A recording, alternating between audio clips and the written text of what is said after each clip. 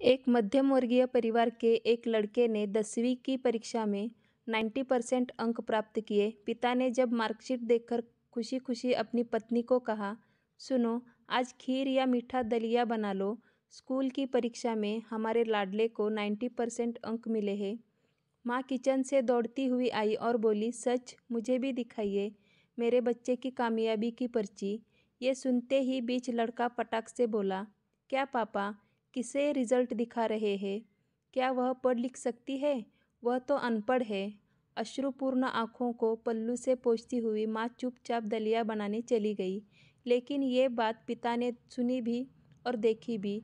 फिर उन्होंने लड़के के कहे हुए वाक्यों में जोड़ा और कहा, हाँ बेटा, सच कहा तुमने, बिल्कुल सच। जानता है, जब तू गर्भ में था तो उसे दूध बिल्कुल पसंद नहीं था।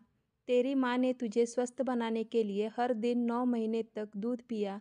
क्योंकि तेरी माँ अनपढ़ थी ना, इसलिए तुझे सुबह 7 बजे स्कूल जाना होता था, इसलिए वह सुबह 5 बजे उठकर तुम्हारा मनपसंद नाश्ता और डिब्बा बनाती थी। जानता है क्यों? क्योंकि वो अनपढ़ थी ना, इसलिए। जब तुम रात को पढ़ते पढ़ते सो जाते थे तो वह आकर तुम्हारी कॉपी व किताब बस्ते में भरकर फिर तुम्हारे शरीर पर ओढ़नी से ढक देती थी और उसके बाद ही सोती थी। जानते हैं क्यों? क्योंकि वो अनपढ़ थी ना, इसलिए। बचपन में तुम ज़्यादातर समय बीमार रहते थे, तब वो रात रात भर जागकर सुबह जल्दी उठती थी और काम पर लग जाती थी। जानते हैं क्यों? क्योंकि वो अनपढ़ थी ना, इसलिए। तुम्हें ब्रांडेड कपड़े लाने के लिए मेरे पीछे पड़ती थी और खुद सालों तक एक ही साड़ी में रही, क्योंकि वो सचमुच अनपढ़ थी ना। बेटा, पढ़े लिखे लोग पहले अपना स्वार्थ और मतलब देखते हैं, लेकिन तेरी माँ ने आज तक कभी नहीं देखा, क्योंकि वो अनपढ़ है ना, वो इसलिए।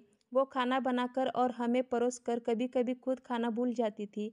इसलिए मैं गर्व से कहता हूँ कि तुम्हारी माँ अनपढ़ है। यह सब सुनकर लड़का रोते रोते और लिपट कर अपनी माँ से बोला, माँ, मुझे तो कागज़ पर 90% अंक ही मिले हैं, लेकिन आप मेरे जीवन को 100% बनाने वाली पहली शिक्षक है। माँ, मुझे आज 90% अंक मिले हैं, फिर भी मैं अशिक्षित हूँ और आपके पास PhD के ऊपर की उच्च डिग्री है, क्योंकि आज मैंने अपनी माँ के अंदर छुपे रूप में डॉक्टर, शिक्षक, वकील, ड्रेस डिज़ाइनर, बेस्ट कुक, इन सभी के दर्शन कर लिए। मुझे माफ़ कर दो माँ, मुझे माफ़ कर दो।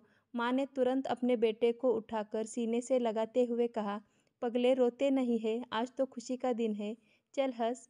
और उसने उसे चूम लिया। दुनिया की सभी माँ को समर्पित।